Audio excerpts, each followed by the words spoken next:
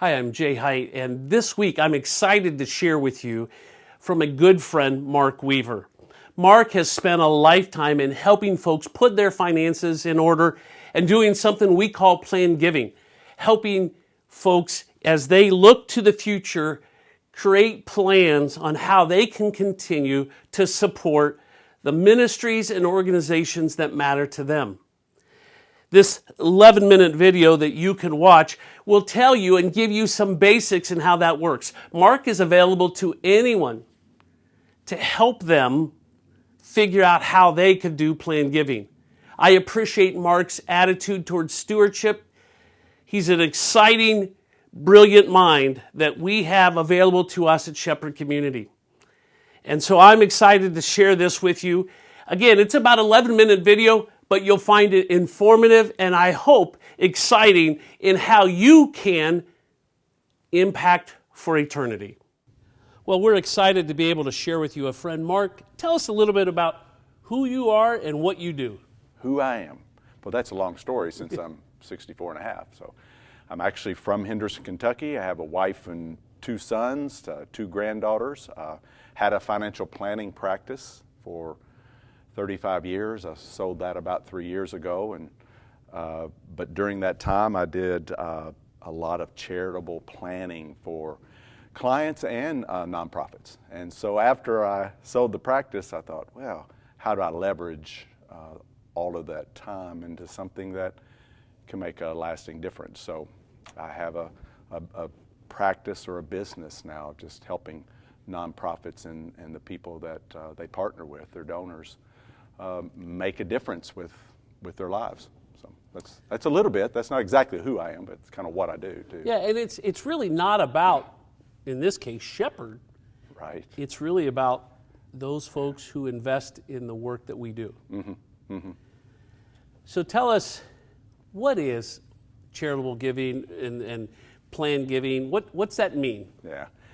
The planned giving, the simplest way that I can describe it is, a planned gift is planning on how do you give that which you can't keep.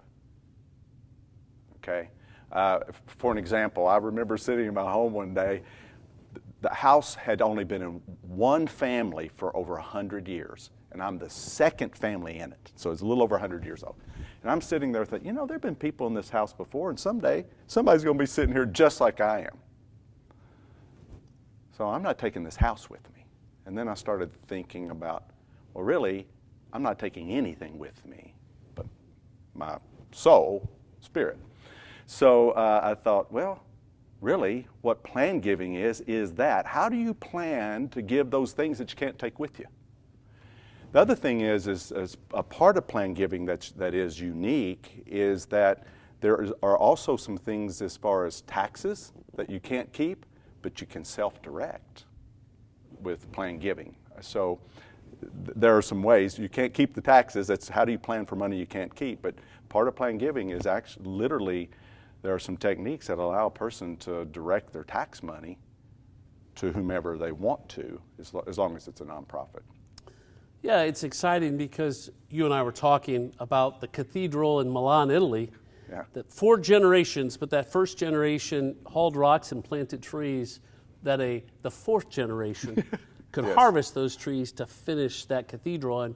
And so it's about cathedral building, Mm-hmm. sometimes beyond our own opportunity. It's really about investing long term, and in the case of Shepherd, in our neighbors. Mm-hmm. Why would you do that? Well, that's a great question. I think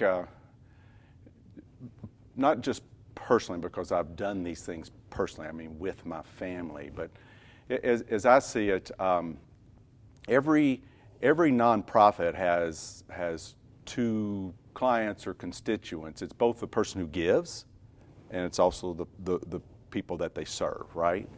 And so the whole idea of planned giving actually brings those two people together in this way. And so you're able to work with your donors, the people who give, and determine their why. Why Shepherd, or why Habitat, or why Salvation Army. So you determine their why. Then, done well with planned giving, talk about the cathedral building, you also bring the next generation, and if possible, the next generation in. So then you are continuing a legacy or a practice of giving through several generations. So not only are you building up several generations of givers, they're also creating the funds and the sustainability for several generations of people who receive. Whereas usually we think about giving to nonprofits as I'll give a check, it's spent. But this is not only building up and showing people how to learn how to give, how to create a history, if I may use the word, a legacy of giving within the family, to create that ongoing impact for generations for those who also receive. Yeah, it's really about continuing the investment in our neighbors long beyond the time that even Jay Height, I've been here, my wife and I have been here 26 and a half years, almost 27. Shepherd, my hope, continues to invest in lives and helps many break the cycle of poverty long after I'm no longer here, and you know, my colleagues that do a great job.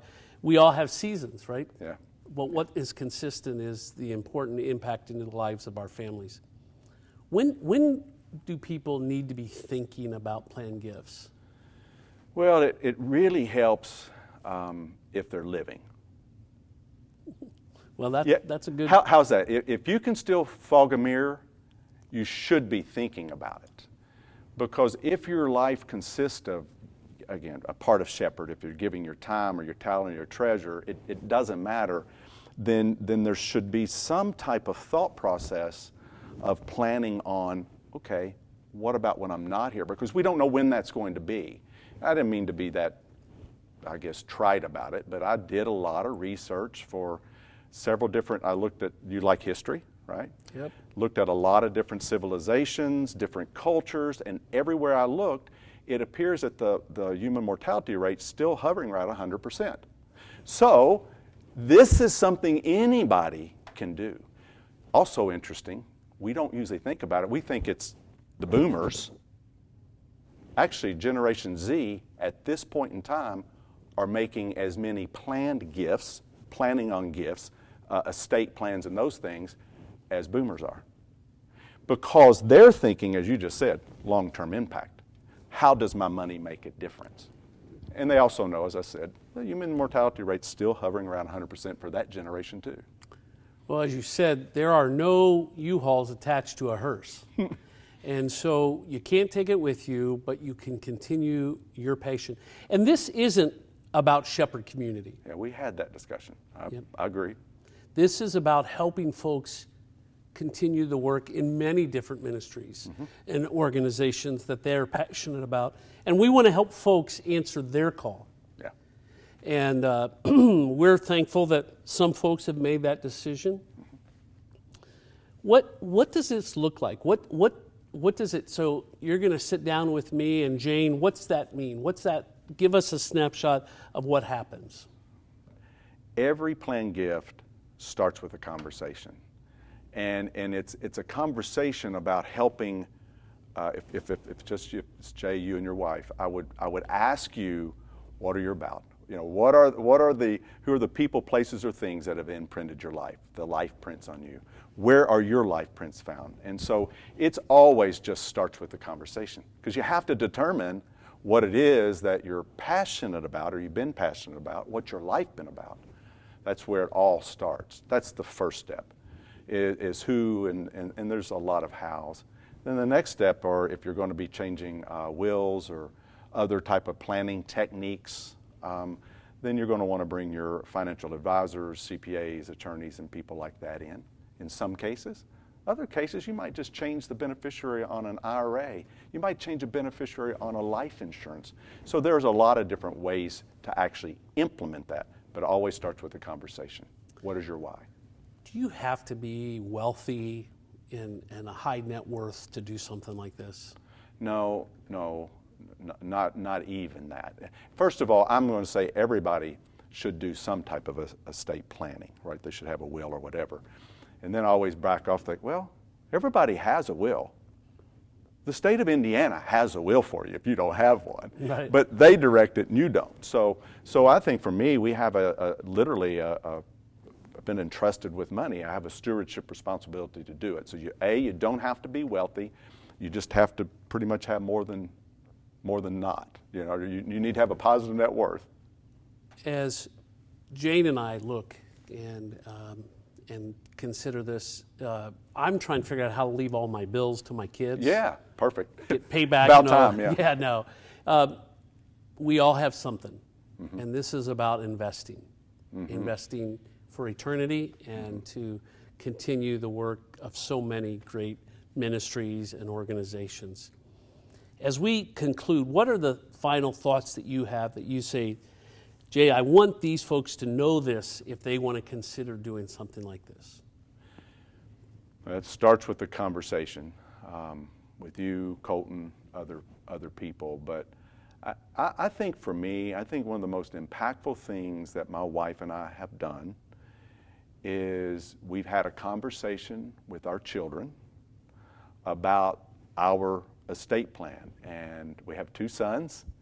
But I'm kind of like Warren Buffett. I want to leave enough money, feel like they could do anything, but not so much they do nothing. We have our estate it literally in thirds. But they realize that other third represents what we've been about. And so for me, I think it's, if people don't take anything else away from this, is don't just do it, but have a conversation with your children or your children's children, because they need to see what you were about while you were living. It is about filling in that hyphen on the tombstone, right? Yeah, this is. This is my story. This is their story. Mark, thank you, and we appreciate the opportunity to share and know that maybe some folks will reach out and we'll connect them. Sure. This is about bringing about impact for the next generation. Thank you.